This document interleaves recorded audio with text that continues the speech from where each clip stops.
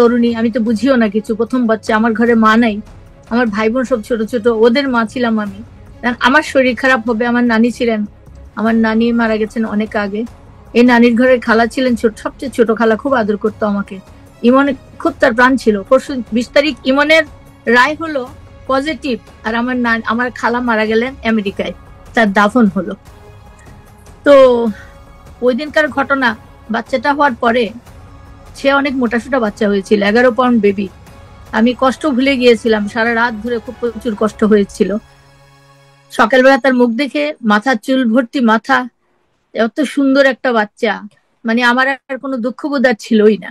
তারপরে তো সারা বাড়ি আনন্দে মশগুল হয়ে গেল, অনেক মানুষ দাওয়াত খেলো, বাড়িতে কাচ্চি বিরিয়ানি রান্না হলো, আমার বাবা আসলেন, আমার শ্বশুর শাশুড়ি আসলো প্রচুর, সেই আনন্দের কথা ওইটাই বুকে নিয়ে আছি এখনো। আর মৃত্যুর দিনের কথা, আমি মৃত্যুর সংবাদ তো পাইনি। আমাকে বলা হলো ফোন করে যে ভাইয়ার যেন কি হয়েছে, সেলিম ফোন করে বললো, আর আধা ঘন্টা 15 মিনিট আগে আমার হাজবেন্ড এসে উপরে উঠলেন এবং তখন খবরটা আসলো। তখন আমি বললাম তুমি না এখন আসলে, আবার কি হয়ে গেল? দৌড়ে তখনই নেমে গেলাম আমরা সবাই। তখন তো মারা গেছে কেউ বলে নাই, ঘর রুমে গেলাম, অসুস্থ দেখলাম, নিয়ে আসলাম, মেডিকেলে আসলাম, হলি ফ্যামিলিতে আসলাম প্রথম। হলি ফ্যামিলি দেখে না, ডাক্তার আসে না, আশ্চর্য, তারা সব দিক বন্ধ করে দিয়েছিল। আমারে বললো আমরা তো এখানে দেখতে পারবো না উনাকে। তখন আমি ধাক্কা মেরেছিলাম ডাক্তারকে, আমি কেন দেখতে পারবেন, আমার ছেলে মরে যাচ্ছে, তোমরা দেখো। বলে আপনারা উনাকে ঢাকা মেডিকেলে নিয়ে যান, বাইরে অ্যাম্বুলেন্স দাঁড়ানো আছে। সত্যি বাইরে দেখি একটা অ্যাম্বুলেন্স দাঁড়ানো, আমরা গিয়ে তাকে দরজা খুলে ওকে উঠালাম, আমরা উঠলাম। আমি অক্সিজেন দিতে দিতে মুখে, আর আমার সারান তার পায়ে মালিশ করতে, পায়ের নিচে মাসাজ করতে করতে পা গরম করতেছে, যাতে না মরে যায়। আমরা জানি না মারা গেছে। তারপর হলি ফ্যামিলিতে নিলাম, সেখানেও কোনো নীরবতা, কেউ নাই। একটা হলি ফ্যামিলি থেকে গেলাম মেডিকেলে, ঢাকা মেডিকেলের মধ্যে মানুষ রই রই হইচই করে, কিন্তু কেউ নাই, সিটের মধ্যে ডাক্তারও নাই ইমার্জেন্সিতে। ভিতরে দৌড়ে গিয়ে একজন ডাক্তারকে টেনে আনলাম আমি, এসে কিন্তু না দেখেও বললো তিনি তো অনেক আগে মারা গেছেন। আমি তখন তাকে মেরেছিলাম, একটা থাপ্পড় মেরে আমি বলছিলাম কখন মারা গেল, আমি তো তোমাদের কাছে এখন আনলাম, তুমি এত লাগাও, বুকটা দেখো। তো বললো না দেখতে হবে না, উনি তো মারা গেছেন। তখন আমি বললাম আমার হাজবেন্ড কে, এখানে হবে না, চলো উঠে নিয়ে যাও, চলো ওকে, আমরা সিএমএইচে যাই। তখন ওই ডাক্তার বলেন না আপনি তো ওনাকে নিতে পারবেন না, এখন ম্যাজিস্ট্রেটের ইয়ে লাগবে, পারমিশন লাগবে। আমি তো হতভম্ব হয়ে গেলাম, কিছু করার নাই, ওকে টেনে তারা ট্রলিটা বাইরে নিয়ে আসলো মেডিকেলের বারান্দায়। তখন আমি দৌড়ে গিয়ে বললাম আমাকে একটা চাদর দাও, আমার বাচ্চা ঠান্ডা লাগতেছে। বললো না এখন চাদর দেওয়া যাবে না, একটি সাদা কাপড়ও দেয় নাই। তখন আমার আঁচল দিয়ে আমি ওকে ঢেকে রেখে মুখটা ঢাকলাম, মুছলাম। আমি অনেক চেষ্টা করেছি বুকের উপর ঢেকে তারে ঢেকে রাখতে। 2-2.5 ঘন্টা আমার হাজবেন্ড চলে গেল ম্যাজিস্ট্রেটের কাছে, সারান দৌড়ায় নাকি চলে গেছে ভাবির কাছে বাসায়। তখন ওই যে স্বামীরা দৌড়াই পালাই গেল ওই সালমান স্বামীর ইয়ের কাছে। যদি ওই দিন ওই সময়ে সারান দরজাটা না লাগাইতো, তাহলে বোধহয় আরো অনেক আলামত নষ্ট হয়ে যেত, ঘর থেকে এগুলো বার হয়ে যেত। এই তো এটা মনে হয়। তারপরে জানলাম, মেডিকেলে গিয়ে জানলাম ইমন মারা গেছে।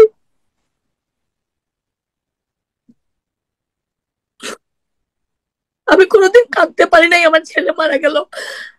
আমি বাড়িকে রক্ষা করব নাকি ইমন মরে গেছে, মারা গেছে, না খুন হয়েছে, কি হয়েছে আমি জানতে পারবো? আমি জানি না। আমি সারাদিন পরে আমি গাড়িতে উঠে, তারা লাশটা সব নিয়ে গেল, নিজেরাই সব করে ফেললো। এফডিসির মানুষ এফডিসি তে নিয়ে গেল, জানাজা করলো, গোসল করাইলো, গাটা ঢেকে দিল। আবার লাশ পচে যাবে পচে যাবে বলে আমাদের সিলেটও টেনে নিয়ে গেল। একটা বাবা লাশের বক্সের পাশে বসে সারা রাস্তা একটা কাঠের উপর বসে গাড়ির বাইরের দিকে মুখ রেখে গেছে সিলেটে, পিছনের গাড়িতে আমি, আমার গাড়িতেও কিন্তু অন্য লোক ঢুকে গেছে, আমি শুনতে পাচ্ছিলাম, ফোনে বলতেছে যে সালমান মনে মারা গেছে। তখন ওরা বলতেছে কি জানি জিজ্ঞেস করছে, বলে না না হ্যাঁ হ্যাঁ ওই যে আমি পিছনের গাড়িতে আছি, সামনের গাড়িতে লাশ যাচ্ছে, আমি সিলেট যাচ্ছি, মানে ইন্ডিকেশন দিচ্ছে। আমি মনে হয় 4 বোতল পানি খেয়েছিলাম ওই ফেরিতে গিয়ে, এক বোতল করে আমি 4 বোতল পানি খেয়েছিলাম। তারপরে গেলাম আমরা সিলেটে, যাওয়ার পরে দেখলাম ওই সিলেটের বাড়িতে একটা লোক হাতে গোল্ডেন একটা ইয়ে পরা, তোমার এই গোল্ডেন পাঞ্জাবি, হাতে ঘড়ি, দামি দামি চেন টেন গলায়, দেখে মনে হচ্ছে অনেক প্রচুর বড় লোক মানুষ। আমার 3টার সময় গিয়ে পৌঁছেছি সিলেটে, প্রচুর মানুষ, বাড়ি ঘেরাও। এর মধ্যে ওই লোকটা কিন্তু তৎপর। আমার হঠাৎ মনে হলো যে লোকটা কে, তা আমি বললাম যে এই লোকটা কে, দেখো দেখো তো। তো পুলিশকে জানানো হলো, পালাই গেছে। তারপর কিছু লোক ছিল আরো 2-4 জন সঙ্গে, আমরা চিনি না। আমার ভাই ওদেরকে হোটেলে রাখছে, পরে সকালে দেখা গেল হোটেল ছেড়ে ওরা চলে গেছে, পালাই গেছে। এই হলো মৃত্যুর দিনের ঘটনা। কোন মা এতদিন একটা মরা লাশ নিয়ে টানা হিসা করেছে আমার জানা নাই, আমার জানা নাই। সারা দুনিয়ার মানুষ আমার সঙ্গে ছিল, আমি সবার কাছে কৃতজ্ঞ। আমি আজকে কাঁদতে পারছি, আমি বুঝতে পারছি আমার ছেলেকে মেরে ফেলছে, আমার ছেলেকে মেরে ফেলছে যারা, তাদের বিচার চাই, আমি তাদের বিচার করো। এখনো আমাকে গালাগালি করা হচ্ছে, আমার চরিত্র হনন করা হচ্ছে। তার চেয়ে আমাকে মেরে ফেলা ভালো ছিল, আমাকে রাস্তাঘাটে ওরা মেরে ফেলতো, সেটাই ভালো ছিল। আমাকে নাকি মহিলা ডাকতো, ডলির কথা বলে সামিরা, ডলি আন্টি বলেছে আমাকে। আমাকে যদি সালমান শাহ মা ডাকতো না, তাহলে সামিরা আম্মা ডাকে কেমনে?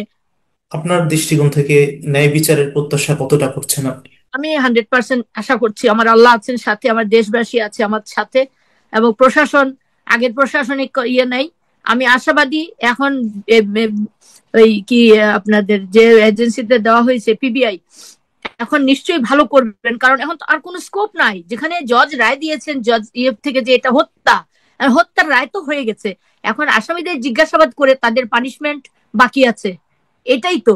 এখন এখানে তাদের পানিশমেন্ট যদি তারা পালাইও যায়, তাদের পানিশমেন্ট নাও দেয়, তাদের অনুপস্থিতিতে তাদের বিচার হবে, তারা সারা জীবন ভুগবে, তারা আসামি বলে খ্যাত হবে, এটাই তো। আমার ছেলে নিহত হয়েছে, তাকে খুন করা হয়েছে, আদালত সুন্দর করে পড়ে বুঝাই দিয়েছেন কিভাবে খুন করা হয়েছে। এভাবে কোনো রায় হয়েছে বলেও আমার জানা নাই বিগত দিনে। এবং বিশ্বের মানুষ আমাকে ফোন করে বলতেছে, বিশ্ববাসী আপনার সাথে আছি আমরা। Kuwait, Qatar, London, America, Dubai, Brazil, France, কোথায় কোথার থেকে ফোন আসতেছে, সবাই সচেতন আছে এখন। সুতরাং এখন ফাঁকি দিয়ে কোনো জিনিস করা যাবে না। কেউ যদি তৎপরও হয় কিছু করে, এখনকার জনতা, এখনকার জেনারেশন, জি জেনারেশন এরকম না, যা জি জেনারেশন বের করে ছেড়ে দিবে। এখন আমার ক্ষতি করেছে, আবার আমি বলবো একদিকে লাভ করেছে। এই যে দুষ্ট দুনিয়ার থেকে, এই অশান্ত পৃথিবীর থেকে, এই সামিরার মতো স্ত্রীর কাছ থেকে এবং এফডিসি থেকে আমার ছেলেকে আল্লাহ সসম্মানে সজ্ঞানে আল্লাহ নিয়ে গেছেন। তাকে সে তো জানতো না কোথায় যাচ্ছে, সে কিন্তু বেহেশতে চলে গেছে। সে আমাকে একজন মা, 29 বছর ধরে আমি তাহাজ্জুদ পড়ে, আমি ফজরে 5 ওয়াক্ত নামাজে আমার চোখের পানি পড়ছে, তাকে বেহেশতে না দিয়ে আল্লাহ পারবে না। আল্লাহ আমার কাছে প্রতিজ্ঞাবদ্ধ, আল্লাহ বলছেন মায়ের দোয়া কবুল করবেন, এবং তিনি করেছেন, প্রমাণ হয়েছে রায়ের মাধ্যমে। আল্লাহ তাকে বেহেশতে দাখিল করেছেন, আমাকে দেখা হবে আমার ছেলের সাথে, আমি অনেক শান্তিতে আছি। এফডিসি তে আমার ছেলে নাই, আমার ছেলে শুটিং করতে যাবে না, শাবনূর, মৌসুমী, সামিরা এদের সাথে দেখা হবে না। অনেক অনেক মানুষ এখন কই, কেউ এফডিসির একটা একটা আওয়াজ শুনি না। এফডিসির কেউ কি বলেছে আপনাদের যে বিচার চায়? একটা প্রতিভা, একটা পিয়া নাই যে তারা সাহায্য করেছে। আপনাকে এরপরে কি কোনো ভয়ভীতি বা এরকম কোনো কিছু দেখানো হয়েছে কিনা? না, আমি তো এখন অনেক দূরে আছি, আমাকে ভয়ভীতির কিছু নাই। বাট আমার ভাইয়ের জন্য অনেকেই বলছে, বাসায় যাচ্ছে, দেখছে, কথা বলছে, বলছে আপনি একটু সাবধান থাকবেন, বলছে এটা তো সবাই বলবে। তো ভয়ভীতি এভাবে এখন এই মুহূর্তে কিছু আমি দেখতে পাচ্ছি, কিন্তু ডন এরা তো আগেই আমাকে ভয়ভীতি দেখিয়েছে। হুম। তো এখন ওরা কি করবে না করবে আমি জানি না, আমি দেশে থাকলে কি হতো জানি না। তবে এখানেও আমি আমার ইয়েকে আমি জানিয়ে, পুলিশ প্রশাসনকে আমরা ইনফর্ম করেছি যে আমার উপরে এরকম এরকম ইয়ে আছে, এখানে যদি কোনো রকম অসুবিধা হয় গভর্নমেন্ট যেন আমাকে টেক কেয়ার করে, আমরা জানিয়েছি এখানে। এই যে দীর্ঘ সময় যে মামলার সুরাহা হয়নি, এই যে জট নানান, মানে এটা কি কারণে হয়নি? মানে গ্যাপটা কোন জায়গায় আপনার কাছে মনে হয়? এটা তো প্রভাব খাটিয়ে ওরা চাপিয়ে রেখেছে, যাতে যাতে আলামত নষ্ট হয়ে যায়, হয়তো আমি মরে যাব, না হলে আত্মহত্যা, বারবারই হইতে হইতে আত্মহত্যা করাতে করাতে আমি এটা মেনে নিব, এই ধরনের একটা কিছু প্রভাবিত অবশ্যই 100% প্রভাব ছিল।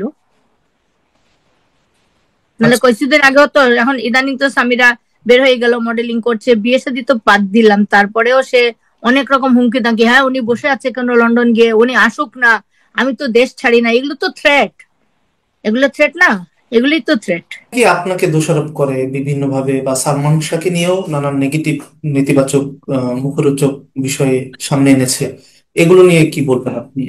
এগুলো নিয়ে কিছু বলার নাই, এগুলা যে সে যে রুচির মানুষ সে রুচির কথা বলছে। আমি তো আর পার্লার ব্যবসায়ী না, আমাদের দেশি কথায় বলে না পিত। তো এখন আমাদের দেশে যারা পার্লার ব্যবসা করেন, শিক্ষিত মানুষরা, তারা ব্যবসা হিসাবে করেন, ভদ্র ঘরের ভদ্র সমাজের অনেকেই করেন, যাতে সৌন্দর্যই এর জন্য।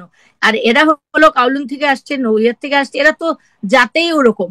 তো তাদের পরিবেশ অন্যরকম, এরা ঘরে একসঙ্গে বসে তারা মা বোন একসঙ্গে খায় নাই কোনোদিন, বাচ্চাকে কেউ মুখে তুলে খাইয়েছে বলে আমার মনে হয় না।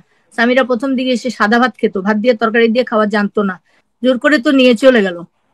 তখনও সালমান শাহ তারা এই করতে চাইছিল, ওর নিজের অনেক কিছু ত্যাগ করে সে বলছে যে না আমি ওকে ছেড়ে দেবো, ডিভোর্স করে দেবো ওকে। তখন আমরা বলছি তুমি বিয়ে করছো মাত্র, তুমি কেন ডিভোর্স করে দিবা, সংসার করো ঠিক হয়ে যাবে।